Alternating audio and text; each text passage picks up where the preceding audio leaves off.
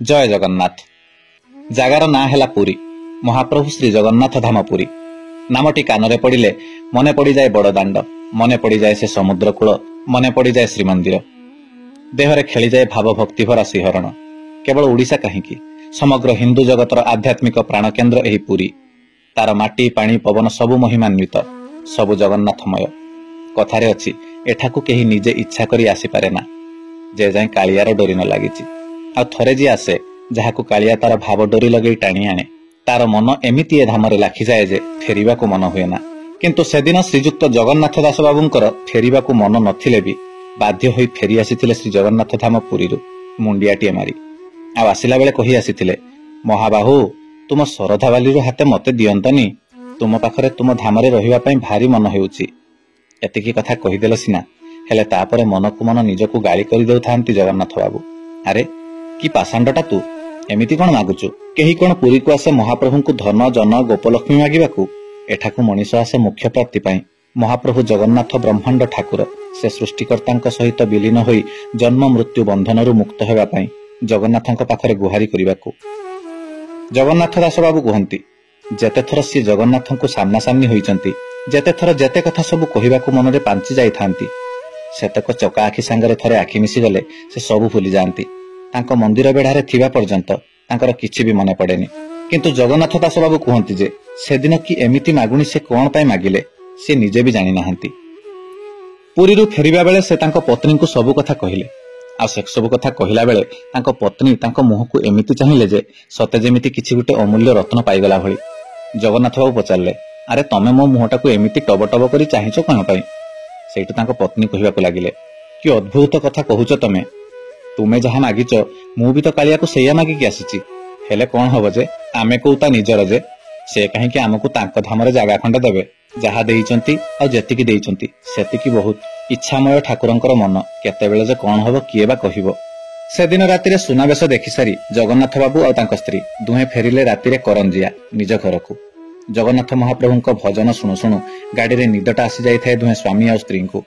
निदटा भी बड़ शांतिर निद। निघोड़ निदरे सोई जाइथांती स्वामी स्त्री दुहे। आ निद भांगिला बेलकू सीधा घरे आ होई जाइथाय सकाळ। ये हेला 2006 मसीहार कथा। एवं 2008 मसीहारे जगन्नाथ बाबूंक स्त्री हठात तांको छाड़ी करी आरपारी को चली गले। आ घरणी चली गला परे किए बा काहेकि आउ घर किनिबा कथा चिंता करिवो। करंजियारे करिथिबा घर छाड़ीबाकू इच्छा नथिले भी पुओ बहु सेठारे बापांकू न छाड़ी सेमानकर सांगरे नै गले जगन्नाथ दास बाबूंकू। आ नै गले तो नै गले, एका बापांकू कुआडे भी छाडु नथिले। तांको पिलामानकर अभ्यासटा भी एमिति जे बापांकू एका छाड़ी कुआडे जिबा पई सेमाने केही भी इच्छा करू नथिले। महाप्रभु एमिति एक सौभाग्यटे देइथिबारु बेले बेले जगन्नाथ दास बाबूंक आखिरु लुह मध्य आसी जाए। आहुरी भी पुओ बहु मानक ठारु बळी नाती नातुनी दुईटा एमिति एक संसार को छाड़ी कुआडे जिबा पई इच्छा करि पारु नथिले जगन्नाथ बाबू। से समयटा थाए 2013 मसीहा समय। पिलांकर पूजा छुट्टी, पुओर ऑफिसटा भी 2-4 दिन छुट्टी थाए। सेतेबेले जगन्नाथ दास बाबू रहुथांती जमशेदपुर रे पिलामानक सांगरे। एपटे पिलामानकर छुट्टी थिबाकू सेपटे लागिला कालियार डोरी। पड़िला डाकरा ब्रह्मांड ठाकुरंकर तांको धामकू जिबा पई। पुओ बहु नाती नातुनी को सांगरे नै जगन्नाथ बाबू आसिले श्रीक्षेत्र धाम पुरी। पुरी रे पहुंची बलिया पंडा आड़े गुटिए होटेल टीए नै रहिले 2टा रूम नै। समुद्र स्नान जगन्नाथ दर्शन महाप्रसाद सेवन सेमानकर मुख्य लक्ष्य थिले भी मझिरे मझिरे पुओ आ बहु तांकर भिन्न भिन्न अपार्टमेंट बुली देखुथांती। जगन्नाथ दास बाबू मने मने भाबुथांती, मु मागिथिली बोली ताको सरधा बाली हाते सेयाकू देबे बोली महाप्रभु किछि व्यवस्था करूछंती कि? जगन्नाथ बाबू भी पिलामानक संगरे बुली बुली देखुथांती घर सबु। मनरे आग्रह बहुत, काले मिले जांता कि घर खंडे। एहा परे छुट्टी सरीबाकू बसिला। बीतीगला 4 दिन, हेले मन मुताबक घर खंडे मिलिलानी। फेरिबा दिन गाड़ी थाए संध्या 6टारे। दिन बेला मंदिर रे आनंद बजार रे अबड़ा खाई आसी पुओ आ बहु दुहे विश्राम नेउथांती रूम रे। 2 नाती नातुणी आ जगन्नाथ बाबू अन्य एक रूम रे थांती। मन को कोन आसिला के जानी जगन्नाथ बाबूंकर। नाती नातुणी को तांको बापा मांको पाखरे छाड़ी एइठु टिके आसुची बोली कहि जगन्नाथंको दर्शन करिबा पई रिक्शा टिए करी चली आसिले मंदिर पाखकू। मंदिर पाखरे आसी पहुंचला बेलकू किछि नीति चालुथिबा हेतु मंदिर भितरकू जनसाधारण को छड़ा जाउ न थाए। मंदिर सामने छिड़ा होई रहिले जगन्नाथ दास बाबू। सेइठी थाई पतित पावन को मुंडिया मारी चाहिए आ नीलचक्र को चाहि गुणु गुणु होई कहिबाकू लागिले, हौ हेला महाप्रभु मु तो एकथा भूली जाइथिली, घर खंडे दबा कथा। तुमे ही नाटुआ ठाकुर नाट लगाइच मो सांगरे। पुणी थरे मन भितरे दोहराई देले से कथा को। तुम सरधा बाली जागा खंडे पाई मन को मोर पुणी थरे व्याकुल कल, କିନ୍ତୁ ପୁଣି ଶେଷରେ ନିରାଶ କରି ଫେରେଇ ଦଉଛ। ହଉ ହେଲା, ତୁମର ଯାହା ଇଚ୍ଛା ମଣିମା। ଏତିକି କହୁ କହୁ ଝରି ପଡିଲା ଆଖିରୁ ଦୁଇଠୋପା ଲୁହ ଜଗନ୍ନାଥ ବାବୁଙ୍କର। ଆଣ୍ଠୁ ମାଡି ବସି ପଡି ବିରସ ମନରେ ଉଠୁଛନ୍ତି ଜଗନ୍ନାଥ ଦାସ ବାବୁ। ଟିକିଏ ଦୂରରୁ ଶୁଣାଗଲା, ଭାଇନା ନମସ୍କାର। ବୁଲି ପଡି ଦେଖିଲା ବେଳକୁ ବିଭୁ ତ୍ରିପାଠୀ ବାବୁ, ଜଗନ୍ନାଥ ବାବୁଙ୍କର ଶଳାଙ୍କର ଶଳା। ପାଖକୁ ଆସି ପଚାରିଲେ ଜଗନ୍ନାଥ ବାବୁଙ୍କୁ, କଣ ଭାଇନା ଲୁଚି ଲୁଚି? ତୁମେ ଏକା ନା ସାଙ୍ଗରେ ଆଉ କିଏ ଅଛନ୍ତି? କଣ ହେଇଛି? ମନଟା ଭାରି ଉଦାସ ଥିଲା ପରି ଜଣା ପଡୁଛି। ସେଇଠୁ ଜଗନ୍ନାଥ ବାବୁ କହିଲେ, କଣ କହିବି ଆଉ ତୁମକୁ ବିଭୁ। ଏତିକି କହୁ କହୁ ପୁଣି ବିଭୁ କହିବାକୁ ଲାଗିଲା, ଭାଇନା ଆଗ କୁହ ତ ତମର କଣ ହେଇଛି? ତୁମ ମୁହଁ ବିରସ ହେବାର ମୁଁ ଆଗରୁ କେବେ ଦେଖି ନାହିଁ। ଏଇଠୁ ଜଗନ୍ନାଥ ବାବୁ କହିଲେ, ଆରେ ନା ନା କିଛି ହେଇନି ମୋର। କିଛି ନାହିଁ ବୋଲି କହିଦେଲେ ସିନା, କିନ୍ତୁ ବିଭୁ ଜମା ଛାଡିବା ପିଲା ନୁହଁ। ଶେଷରେ କଥାଟାକୁ ସବୁ କରି ଖୋଲି କହିଦେଲେ ଜଗନ୍ନାଥ ବାବୁ ବିଭୁ ପାଖରେ।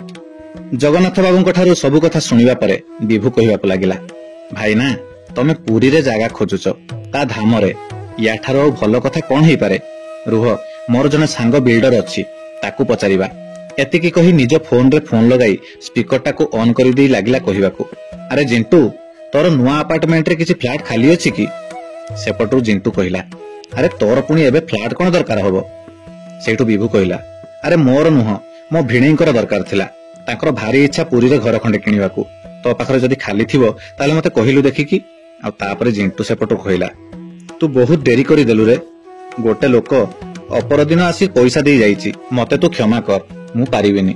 ଫୋନରେ ଏମିତି କଥା ଶୁଣିବା ପରେ ସେଇଠୁ ଜଗନ୍ନାଥ ବାବୁ କହିଲେ, ଛାଡ ବିଭୁ, ମହାପ୍ରଭୁ ଯଦି ନ ଚାହିଁବେ ତାହେଲେ ଆମ ପରି ସାର ମଣିଷ କଣ ବା କରିପାରିବ। ହଉ ଯାହା ହେଉ, ଏତେ ବଡ ଚେଷ୍ଟାଟେ ମୋ ପାଇଁ କଲ, ସେଥିପାଇଁ ବହୁତ ବହୁତ ଧନ୍ୟବାଦ। ହଉ ମୁଁ ଏଥର ଆସିଲି। ପୁଣି ବିଭୁ କହିଲା, ଏତେ ତରତର କଣ ହେଉଛ ଭାଇ? ଆମ ଘର ଆଡେ ଆଜି ଯିବନି କି? ଜଗନ୍ନାଥ ବାବୁ କହିଲେ, ନା ବିଭୁ, ଏଥର ସମୟ ହେବନି। ସନ୍ଧ୍ୟା 6ଟା ବେଳେ ଗାଡି ଅଛି ଫେରି ଯିବା ପାଇଁ। ଆଉ କେତେବେଳେ ପୁଣି ଥରେ ଆସିଲେ ଯିବି। ଆମକୁ ଆଜି ଯାହା ବି ହେଲେ ଜମଶେଦପୁର ଫେରିବାକୁ ହେବ। ସେଇଠୁ ବିଭୁ କହିଲା, ହଉ ଭାଇନା, ଆରଥର ପୁରୀ ଆସିଲେ ନିଶ୍ଚୟ ଆମ ଘରକୁ ଆସିବେ। ମୁଁ ଆସୁଛି, ନମସ୍କାର। ଏତିକି କହି ବିଭୁ ଚାଲିଗଲା। ମହାପ୍ରଭୁଙ୍କ ଠାରୁ ବିଦାୟ ନେବା ପାଇଁ ପୁଣି ଥରେ ସେଇଠି ଦଣ୍ଡବତ ହୋଇ ଅଭିମାନ ଭରା ସ୍ୱରରେ ମନେ ମନେ କହି ଚାଲିଲେ ଜଗନ୍ନାଥ ବାବୁ, ହଉ ମଣିମା, ମୁଁ ଆସୁଛି। ଜାଗା ଖଣ୍ଡେ ତ ଦେଉନ। ଏମିତି କେତେ ଦିନ ଆଉ ତୁମଠୁ ଦୂରେଇ ରହି ବଞ୍ଚିବି ଜାଣିନି, ହେଲେ ସବୁବେଳେ ଏମିତି ଡାକିଲେ ମୁଁ ଆସୁଥିବି। ହେଲେ ମୋର ସେଇ ଗୋଟିଏ ମାଗୁଣି ରହିବ ତୁମ ପାଖରେ ମହାପ୍ରଭୁ, ତୁମ ଶରଧା ବାଲିରୁ ହାତେ। ତୁମ ଧାମରେ ଶରୀର ଛାଡ଼ିବ ଏ ଆତ୍ମା, ଆଉ ତୁମ ପାଖକୁ ଯିବ, ମୋର ଏତିକି ଇଚ୍ଛା। ଏମିତି କହି ଉଠି ପଡି ଯିବାକୁ ପ୍ରସ୍ତୁତ ହେଉଥାନ୍ତି ଜଗନ୍ନାଥ ବାବୁ। ପଛକୁ ବୁଲି ଦେଖିଲା ବେଳକୁ ଧଇଁ ସଇଁ ହୋଇ ଦୌଡ଼ି ଦୌଡ଼ି ଆସୁଛି ବିଭୁ। ପାଖକୁ ଆସି କହିବାକୁ ଲାଗିଲା, କଂଗ୍ରାଚୁଲେସନ ଭାଇନା, ତୁମ କାମଟା ହୋଇଗଲା। ଜିଣ୍ଟୁ ଏବେ ଫୋନ କରିଥିଲା, ପୁଣି କହିଲା କି ଜଣେ ଗ୍ରାହକ ତାର 2 BHK ଘର ଦରକାର ଥିଲା ବୋଲି ସେ କିଛି ଦିନ ପୂର୍ବରୁ ଆଡଭାନ୍ସ ଦେଇଥିଲା। ସିଏ କିନ୍ତୁ ଏବେ ମନା କରୁଛି ନେବ ନାହିଁ ବୋଲି। ଜିଣ୍ଟୁ ଏବେ ସିମଲାରେ ଅଛି। ସିଏ ଏଠାକୁ ଆସିଲେ ସେ ଲୋକର ଆଡଭାନ୍ସ ଫେରସ୍ତ ଦବ। ତୁମେ ଆଡଭାନ୍ସ ଦବା କିଛି ଦରକାର ନାହିଁ। ସେ କହିଛି ତୁମେ ଯଦି ଦେଖିବାକୁ ଚାହୁଁଛ ଘର, ତାହେଲେ ମୋ ସାଙ୍ଗରେ ସାଥିରେ ଚାଲ। ଏବେ ଆମେ ଘର ଦେଖି ଆସିବା। ବିଭୁ ପାଖରୁ ଏମିତି କଥା ଶୁଣିବା ପରେ ଖୁସିରେ ମନଟା ଫାଟି ପଡୁଥାଏ ଜଗନ୍ନାଥ ଦାସ ବାବୁଙ୍କର। ବେଶୀ କିଛି ନ ଭାବି ବିଭୁ ସାଙ୍ଗରେ ଚାଲିଲେ ଘର ଦେଖିବା ପାଇଁ ଜଗନ୍ନାଥ ବାବୁ। ମନ୍ଦିରରୁ 500 କି 700 ମିଟର ହେବ। ବାହାରୁ ଆପାର୍ଟମେଣ୍ଟଟା ଭାରି ସୁନ୍ଦର ଦେଖାଯାଉଥାଏ। 2ଟି ରୁମ୍, ଗୋଟିଏ ହଲ୍, ଗୋଟିଏ ଟଏଲେଟ, ଗୋଟିଏ କିଚେନ ଆଉ ବାଲକୋନି। ଏକାଥରକରେ ମନକୁ ପସନ୍ଦ ଆସିଗଲା ଜଗନ୍ନାଥ ବାବୁଙ୍କର। ଛାତ ଉପରକୁ ଯିବା ପାଇଁ ଟିକେ ମନ କରି ଚାଲିଲେ ଛାତ ଉପରକୁ ବିଭୁ ବାବୁ ଆଉ ଜଗନ୍ନାଥ ବାବୁ। 5 ମହଲା ଛାତ ଉପରେ ପହଞ୍ଚିଲା ବେଳକୁ ବାମ ପଟେ ଦେଖାଗଲା ନୀଳ ସମୁଦ୍ରର ଅନନ୍ତ ବ୍ୟାପୀ ଢେଉ। ଲାଗୁଥାଏ ଏମିତି ସତେ କି ମୁଁ ଯେମିତି ମହୋଦଧିରେ ସ୍ନାନ କରୁଛି। ମନ ଭରିଗଲା ଆନନ୍ଦରେ ଜଗନ୍ନାଥ ବାବୁଙ୍କର। ମହାପ୍ରଭୁ ଜଗନ୍ନାଥଙ୍କୁ ମନେ ମନେ କୃତଜ୍ଞତା ଜଣେଇ ତଳକୁ ଓହ୍ଲେଇଲା ବେଳେ ଆଖି ସାମନାରେ ପଶ୍ଚିମ ଆକାଶର ଅସୀମ ନୀଳିମା ମଧ୍ୟରେ ପତିତ ପାବନ ବାନା ଉଡାଇ ବିଶ୍ୱାସ ଭରସା ଓ ଅଭୟବାଣୀ ଉଦ୍ଘୋଷଣ କରି ଉଦ୍ଭାବିତ ହେଲା ଅପ୍ରମେୟ ଜ୍ୟୋତିଯୁକ୍ତ ଶ୍ରୀମନ୍ଦିର। ଏମିତି ଲାଗୁଥାଏ ସତେ ଯେମିତି ମହାପ୍ରଭୁ ତାଙ୍କ ନାଲି ଉଠରେ ମୁରୁକୁ ମୁରୁକି ହସି କହିବାକୁ ଲାଗିଛନ୍ତି, ଦେଖ ଏଇଠି ପରା ମୁଁ ତତେ ଅପେକ୍ଷା କରିଛି। ମତେ ଯିଏ ଭଲ ପାଏ ମୁଁ ତାକୁ ଶରଧା ବାଲିରୁ 2 ହାତ ଦେବିନି କେମିତି? ଆରେ ମୁଁ ପରା ସୁଦାମାକୁ 3 ମୁଠା ଖୁଦ ବଦଳରେ ପୁରା ତ୍ରିଭୁବନ ଦାନ କରିବି ବୋଲି ବସିଥିଲି। ମୁଁ ପରା ଚତୁର୍ବର୍ଗ ଦାନୀ। ସେଇ ଘର ଛାତ ଉପରୁ ନୀଳଚକ୍ରକୁ ଚାହିଁଥାନ୍ତି ଜଗନ୍ନାଥ ବାବୁ। ଆଖିରୁ ଧାର ଧାର ବହି ଚାଲିଥାଏ ଆନନ୍ଦ ଆଉ ଭାବର ଅଶ୍ରୁ। ନିଜକୁ ଧିକ୍କାର କରି ମନେ ମନେ କହୁଥାନ୍ତି ଜଗନ୍ନାଥ ବାବୁ, ମଣିମା, ହେ ମହାବାହୁ, ଆପଣଙ୍କ ଉପରେ ମାନ କରି ପାପ କରିଛି। ଏ ପାପରୁ ମତେ ଉଦ୍ଧାର କର ମଣିମା, ଉଦ୍ଧାର କର। ଆଉ ବେଶୀ ସମୟ ଲାଗିଲାନି। ସେ ଘର ତଳକୁ ଓହ୍ଲାଇ ଫୋନ କଲେ ପୁଅକୁ। ପୁଅ ବି ଆଉ ବେଶୀ କିଛି ନ ଭାବି ଚାଲି ଆସିଲା ଘର ଦେଖିବା ପାଇଁ। ଘର ଦେଖା ସରିଲା, ସାଙ୍ଗେ ସାଙ୍ଗେ ଆଡଭାନ୍ସ ବି ଦିଆ ହେଇଗଲା। ଆଉ 10ରୁ 12 ଦିନ ଭିତରେ ଜମଶେଦପୁରରୁ ସିଫ୍ଟ ହେଲା ଘର ପୁରୀକୁ। ଆଜି ବି 2013 ମସିହାରୁ ଆଜି 2024। सेई पुरी रे अछंती जगन्नाथ दास बाबू।